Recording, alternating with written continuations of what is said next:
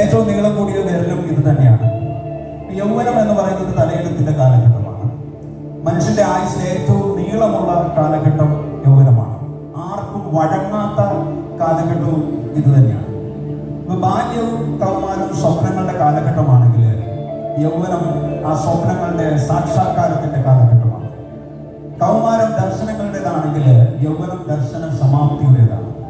കൗമാരം പൂമട്ടാണെങ്കിൽ വിടർന്നു തെളിഞ്ഞ് സൗരഭ്യം പരത്തുന്ന പൂക്കാലമാണ് യൗവനം.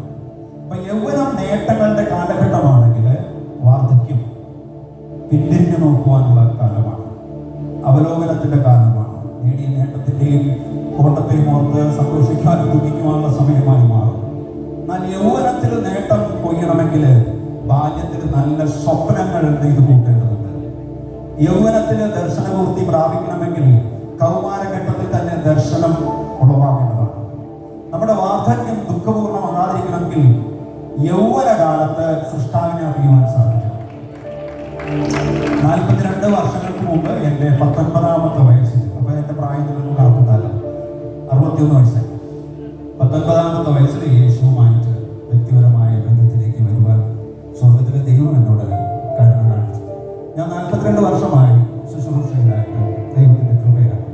പാസ്കൽ എന്ന് പറയുന്ന ഫിലോസഫർ എങ്ങനെ പറഞ്ഞിരിക്കുന്നു, there is a God's shaped vacuum in the heart of each man which cannot be satisfied by any created thing, only God himself through Jesus Christ.